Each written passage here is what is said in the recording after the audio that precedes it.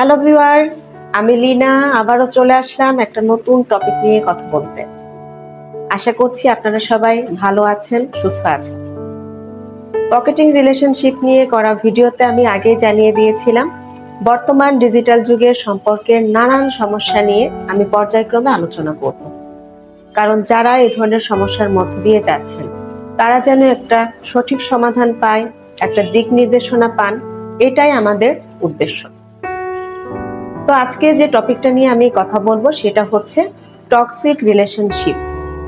Toxic relationship নিয়ে আমরা সবাই কম বেশি জানি, কিন্তু অনেকেই আমরা আইডেন্টিফাই করতে পারি না যে আমরা টক্সিক রিলেশনশিপে আছি কিনা।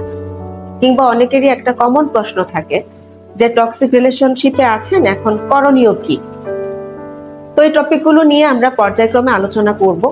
তবে আলোচনায় যাওয়ার আগে জানিয়ে দেই, আপনারা যারা মনের মতো যোগ্য পাত্রপাত্রীর খোঁজ করছেন তারা নিশ্চিন্তে রেজিস্ট্রেশন করুন বিবাহবিডি.com-এ।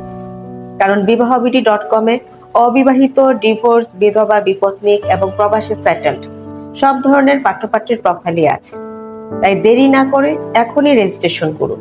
বিস্তারিত জানতে স্ক্রিনে দেওয়া নাম্বারে যোগাযোগ করুন। তো চলে আসি মূল টপিকে। আজকের টপিক টক্সিক রিলেশনশিপ।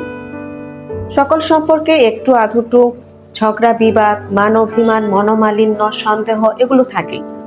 কিন্তু আপনার সঙ্গী যদি দিনের পর দিন বিভিন্নভাবে আপনাকে মানসিক যন্ত্রণা দিতে থাকে, আপনার প্রতিদিনের জীবনযাত্রাকে নিয়ন্ত্রণ করতে থাকে, আপনি কোথায় যাবেন, কি করবেন, কার সাথে মিশবেন, এই সমস্ত কিছু যদি তিনি নিয়ন্ত্রণ করেন, আপনার ইচ্ছা অনিচ্ছার কোনো গুরুত্ব না দেন, তো স্বাভাবিকভাবেই আপনি মানসিক যন্ত্রণায় পড়বেন। সম্পর্কটাকে আপনার কাছে একটা সময় গিয়ে অসহ্য মনে হবে। আবার এমনও হতে পারে যে আপনার সঙ্গে পরকীয়ায় আসক্ত হয়ে পড়েছেন, কিংবা ডাবল ডেটিং করছেন। তিনি আপনার সাথেও সম্পর্ক রাখছেন, আবার অন্য কারোর সাথেও সম্পর্ক রাখছেন। এমন অবস্থায় আপনি বুঝতে পারছেন না আপনি কি করবেন। আপনি কি সম্পর্ক ছেড়ে বেরিয়ে আসবেন নাকি তার সাথে থাকবেন? আবার আপনি অনেক মানসিক যন্ত্রণার মধ্য দিয়েও আছেন, কিছুই বুঝতে পারছেন না। সম্পর্কের এমন অবস্থাকে বলা হয় টক্সিক রিলেশনশিপ। এখন কথা হচ্ছে, আপনি কিভাবে বুঝবেন আপনি টক্সিক রিলেশনশিপে আছেন কিনা, বা আপনার সম্পর্ক টক্সিক হয়ে যাচ্ছে কিনা? সম্পর্ক মানেই বিশ্বাস, ভরসা এবং স্বস্তির একটা জায়গা। তাই আপনার সম্পর্কে যদি এই তিনটা উপাদানের কোনোটি অনুপস্থিত থাকে তাহলে বুঝতে হবে কোনো সমস্যা আছে। আপনার সঙ্গে যদি আপনার সম্পর্কের ব্যাপারে একেবারেই উদাসীন থাকেন, আপনাকে অন্যের সামনে ছোট করেন, হেয় করেন, অন্য কেউ তার সামনে আপনাকে অপমান করলেও কোনো প্রতিবাদ করেন না, দিনের পর দিন আপনাকে মানসিক যন্ত্রণা দিতেই থাকেন, আপনার গায়ে হাত তোলেন, কিন্তু আপনি কোনোভাবেই সেই সম্পর্ক থেকে বেরিয়ে আসতে পারছেন না, হয়তোবা সমাজের কথা চিন্তা করে, আপনার সন্তানের কথা চিন্তা করে। তো এই ধরনের সমস্যা সৃষ্টি হলেও কিন্তু আপনাকে বুঝতে হবে যে আপনি টক্সিক রিলেশনশিপে আছেন। আবার এর উল্টোটাও হতে পারে, হয়তোবা আপনার সঙ্গে খুবই ডমিনেটিং স্বভাবের, আপনার প্রতিদিনের জীবনযাত্রাকে তিনি নিয়ন্ত্রণ করতে চান, আপনার ইচ্ছা অনিচ্ছার কোনো গুরুত্ব দেন না, তিনি যা বলবেন সেটাই ঠিক। হয়তোবা আপনি কি খাবেন, কি পরবেন, কোথায় যাবেন, কার সাথে মিশবেন, কার সাথে মিশবেন না, এর সব কিছুই তিনি ঠিক করে দেন। তাহলে এটাও আপনার জন্য যন্ত্রণাদায়ক এবং একটা সময় আপনার কাছে এই সম্পর্কটাকে অসহ্য মনে হবে। আর আপনি যদি এই ধরনের সিচুয়েশনের মধ্য দিয়ে যান তাহলে বুঝতে হবে আপনি টক্সিক রিলেশনশিপে আছেন। এখন কথা হচ্ছে, টক্সিক রিলেশনশিপে থাকলে আপনি কি করবেন? এই প্রশ্নটা অনেকেই করেন। যেহেতু এক একজনের সম্পর্ক টক্সিক হয় এক একটা কারণে, সেজন্য সমস্যা অনুযায়ী সমাধানও ভিন্ন হবে। যেমন আপনার সঙ্গী যদি খুব বেশি ডমিনেটিং স্বভাবের হন, তাহলে তার মনোভাব আপনাকে বুঝতে হবে।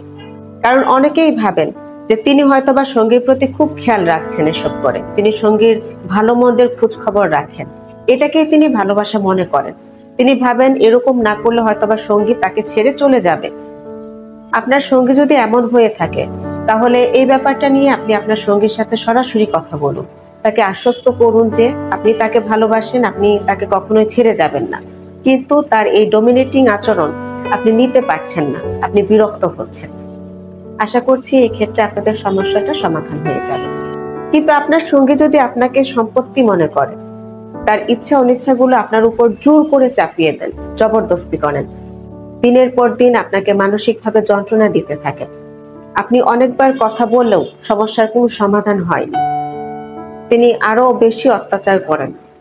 তাহলে এই ধরনের সম্পর্ক থেকে আপনি বেরিয়ে আসুন, কেননা এ ধরনের মানুষ কখনোই শুধরায় না। আবার যদি এমন হয় যে আপনার সঙ্গী অন্য কারোর সাথে সম্পর্কে আছেন, আপনি সেটা জানার পরেও তিনি ভ্রুক্ষেপ করছেন না, তিনি উভয় পাশে সম্পর্ক রাখছেন, তাহলে বলবো এই ধরনের সম্পর্ক হেলদি নয়। আপনি সাময়িকভাবে সম্পর্কটাকে মেনে নিলেও আপনাদের সম্পর্ক কিন্তু আর কখনোই সুস্থ স্বাভাবিক হবে না। আপনি প্রতিনিয়ত মানসিক যন্ত্রণায় ভুগতে থাকবেন।